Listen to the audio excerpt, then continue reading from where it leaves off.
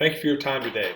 My name is Craig Ernstmeyer, and I'm here to show you what could be in the area of managerial accounting.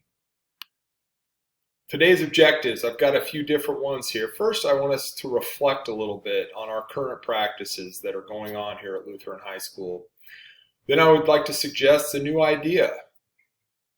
I would like to then talk about how you could use that new idea, how to start that new idea. At the same time, things to think about in regards to the new idea, and finally hand it over to you to decide whether or not this new idea is worthy of adoption. After your permission, I visited with some of the financial personnel here at Lutheran High. I'm very impressed with what I've seen, and your accounting department has been very accepting of me. I have observed that Lutheran High uses total cost divided by number of students to determine the cost per pupil. This cost is then used for budgeting and other forecasting purposes. This is a solid method and it has worked, but is there a better method to use?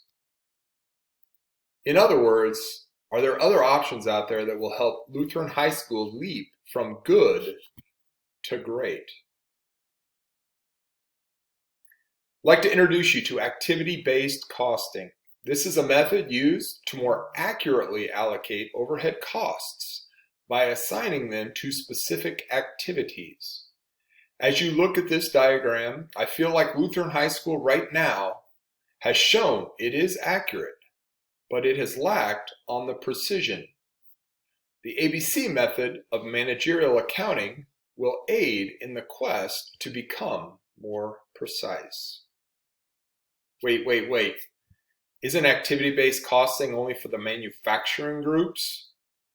With a resounding answer, I say no. It can be applied to companies that are focused on service as well, similar to Lutheran High School. So, what's the ABC? How does it affect the decisions that are made?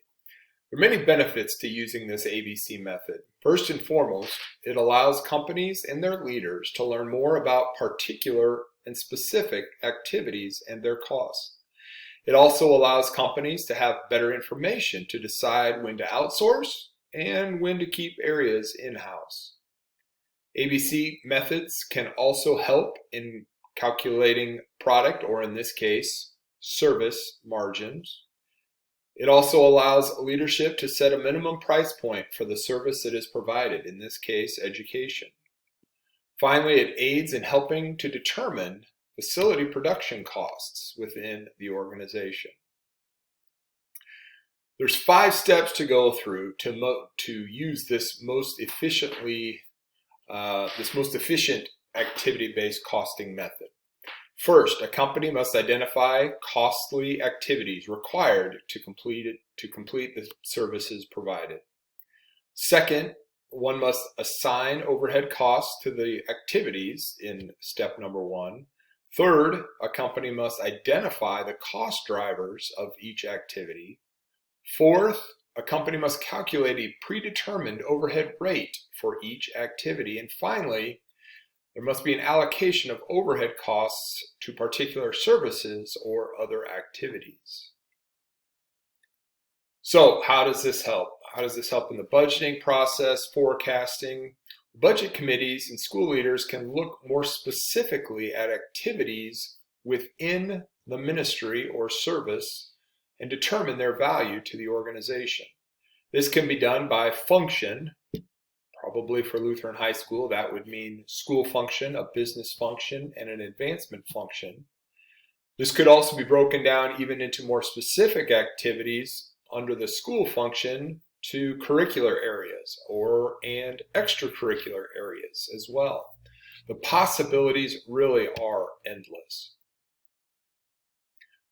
As stated earlier, Lutheran High School would need to assign cost of activity that is the real cost of overhead.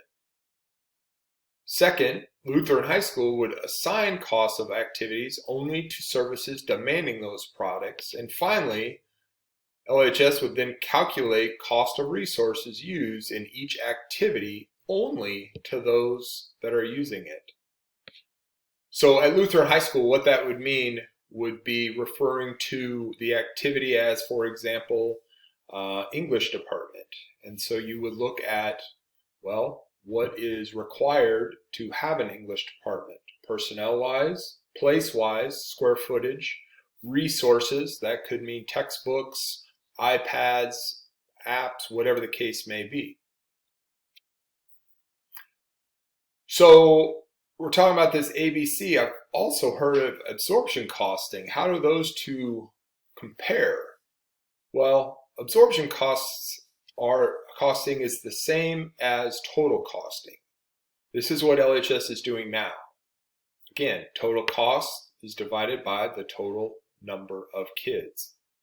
It does not provide, again, this is a widely accepted method. At the same time, it does not provide insight needed to make strategic decisions regarding costs moving forward. So, how is overhead treated under the ABC method? Again, first step, assign costs to the activity, which would be the real cost. Typically, we'd have to go back and look at the prior year to have a starting point there. Second, to assign the cost of those activities only to the products, in this case, students, that are actually using that specific activity. What do you mean by that? For example, let's say the cost of the science department, when we look at personnel, place, and resources, is $350,000.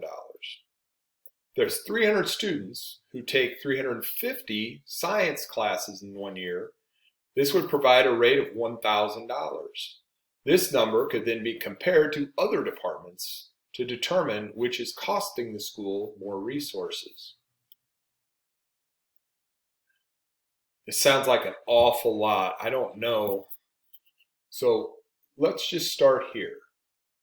Remember, there's 5 steps to go through to most efficiently use activity-based costing. First, identify costly activities required to complete your services. I'd suggest just starting with the 3 functions of the school: business, advancement, and school, that are already in place. Second, assign overhead costs to the activities in number 1. I'd work with your outside financial reviewer to determine what that cost is. Third, identify the cost driver for each activity.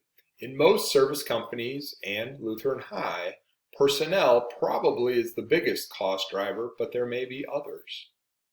Fourth, calculate a predetermined overhead rate for each activity. Again, this is where your outside financial reviewer can help and give some direction. Finally, allocate overhead costs per function or activity.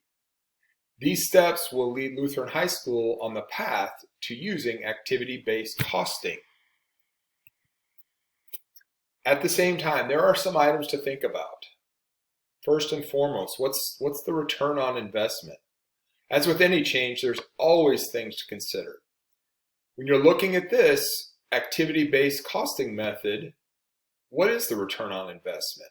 Studies have shown that there is a direct correlation between investing resources into this ABC method and improved financial performance. Second, there's what are the costs associated with this new method?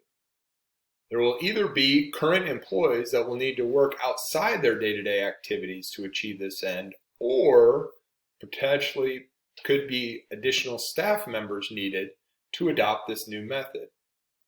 Lutheran High School would also need to identify and track cost drivers for these areas and activities. A huge factor to consider when deciding to implement activity-based costing for companies. You've only got really 1 or 2 services with very little variation. Those are not often used simply because of the fact that there's not a lot of distinction between activities within the organization. And really that is based on whether or not, or how I should say, the company looks at those various activities. So that is a piece for Lutheran High School leadership to determine. Other things to think about. In managerial accounting and economics, there is this thing called the three-legged stool, where decision management is based on the three legs of decision rights, the measure of performance, and the reward or punishment of that. As we look at this particular stool, the decision rights, you would have to create measurable ends, whether that's a measurable end for the head of the function. For example, if you have school advancement business, it could be principal, director of advancement, and director of operations. It could be, if you boil it down to the curricular area, then your decision rights could include the head of various departments, whether that's science, English, world languages, etc. And then to provide and work to include measurable performances. What is the intended performance of whatever the case may be, the school function, the business function, the advancement function. And then obviously the reward punishment behavior based on how they perform. I think a lot with this would lie in the first leg, the decision rights, and just being sure to include the measurable ends. I think that's an extremely important component when looking to adopt something like this. So at this point, now it becomes your decision. Do you want to lead LHS by being good, or by investing a little bit more time and talent, do you want to lead LHS by being great? Thanks for your time. Appreciate it and look forward to hearing from you soon.